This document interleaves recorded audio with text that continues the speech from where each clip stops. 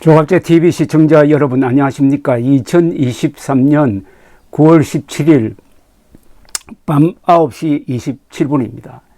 통계를 조작한다는 것은 수치를 조작하는 것이고 이것은 하나님에 대한 도전입니다. 하나님도 할 수 없는 게 있어요. 그게 수치를 조작하는 것은 하나님도 못합니다. 그러니까 1 더하기 1은 2가 맞는데 하나님이 1 더하기 1은 앞으로 4라고 한다? 이렇게 하면은 어떻게 되느냐? 이 우주의 질서가 무너져 버립니다. 하나님도 할 수 없는 게 수치의 조작, 통계의 조작인데 문재인 정권은 이걸 조직적으로 지속적으로 해가지고 경제정책의 실패를 경제정책의 성공으로 둔갑시켰다는 사실이 감사원 조사로 밝혀졌습니다. 그러니까 이거는 단순한 국정농단이 아닙니다. 이 우주의 질서를 무너뜨린 겁니다. 이게 진짜 국정농단입니다. 박근혜 국정농단의 잘못이 1이라고 그러면은 문재인의 이 국정농단의 잘못은 한 10,000배, 10만 배 될 겁니다. 그게 상응하는 벌을 문재인 정권의 핵심 구성원들에게 책임자들에게 내려야 합니다. 그런데 이 대한민국이 잘못하면은 국제사회에서 통계 조작국이 될 판입니다. 환율 조작국만 있는 게 아니에요. 통계 조작국도 있습니다. 통계 조작했다가 나라가 거들날 뻔한 나라도 있습니다.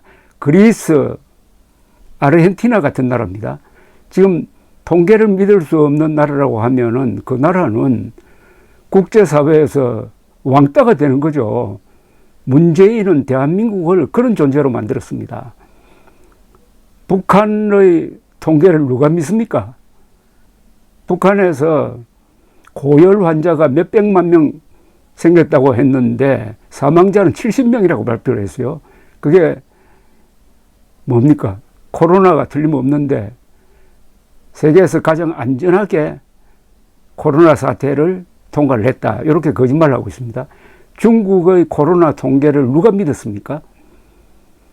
과거 공산국가도 통계를 조작을 했습니다. 아니, 공산국가는 통계를 그대로 발표를 하면은 그 순간 망해버립니다. 진실이 드러나면은 망하는데 수치로 표현할 수 있는 이 경제 통계가 가장 중요하죠. 그래서 냉전이 무너진 다음에 다시 리뷰를 해보니까 그동안에 공산국가에서 발표한 GDP는 실제보다 4배, 5배 과장되었다는 것이 확인이 되었습니다. 그러니까 문재인 정권은 그런 공산국가, 통계 조작 국가의 뒤를 따라간 거죠. 어떤 인간들이 이런 짓을 하느냐? 공산당식 생각을 가진 사람, 무슨 거짓말을 해도 한 번 잡은 정권은 놓칠 수 없다라고 작심한 자들이 이런 짓을 합니다. 문재인의 이 통계 조작은 완전히 공산당식 조작입니다. 한국경제신문이 아주 재밌는 칼럼을 썼으니까 이거 한번 소개를 해드리겠습니다. 그리스의 파산도 통계 왜곡에서 시작됐다는 이 황정환 기자가 쓴 짤막한 기사인데 여러분들 한번 이 상식 차원에서 한번 들어보십시오. 통계 조작은 국기문란에 해당한다고 황 기자가 이야기합니다. 통계 조작을 했다가 못 믿을 나라 취급을 받는 것은 물론 국가 신용도가 하락하기도 한다. 우리나라가 지금 이렇게 될 판입니다. 그리스가 대표적이다. 그리스 정부는 2000년 6월 유럽연합에 가입하기 위해 12.5%에 달한 국내 총생산 대비 재정적자 비율을 6%로 축소했다. 이 같은 조작은 2009년 EU 회계 실사에서 적발되었다. EU 가입 이후 환율 조절 능력을 잃은 채 국가 부채만 늘어가던 그리스는 2010년 결국 국가부도 위기에 몰려 국제통화기금에서 구제금융을 받는 처지로 전락했다. 그리스의 국가부도가 통계 조작에서 시작됐다는 지적까지 나온다. 문재인의 이 통계 조작이 정권 교체로 중단되지 않았으면 한국도 국가부도로 갔을 가능성이 있다는 이야기입니다. 아르헨티나도 통계 조작으로 신뢰도를 깔아먹었다. IMF는 2013년에 아르헨티나를 경제지표 조작국으로 규정하고 자금 지원을 중단하는 결정을 내렸다. 아르헨티나 정부가 2012년 25%에 이른 인플레이션을 10.8%로 축소해 고의적으로 대외 채무 부담을 줄이는 등 통계 조작을 했다는 이유에서다. 포퓰리즘 성향이 강한 크리스티나 페르난데스 정부가 경제 실정을 감추려는 목적으로 통계를 악용했다는 게 IMF의 판단이었다. IMF의 불신임 결정 이후 통계 조작을 주도한 기에르모 모레노 당시 상무장관은 정부유기 권한남용 혐의로 기소됐고 내각에서 쫓겨났다. 2015년 출범한 마우리시오 마크리 정부는 곧장 통계 비상사태를 선포하고 통계청장을 교체하는 등 사건 연루자를 처벌했다. 아르헨티나는 2016년에야 IMF의 불신임 조치에서 벗어났다. 통계 조작했다가 아르헨티나도 큰일 날 뻔했다는 이야기입니다. 중국도 통계 측면에서 신뢰도가 떨어지는 나라로 꼽힌다. 중국 국가통계국은 지난달부터 청년 실업 발표를 중단했다. 지난 6월 청년 실업률이 21.3%로 사상 최고치를 기록하자 그동안 매달 발표해 온 통계에서 연령대별 실업률을 제외해 버린 것이다. 똑같네요.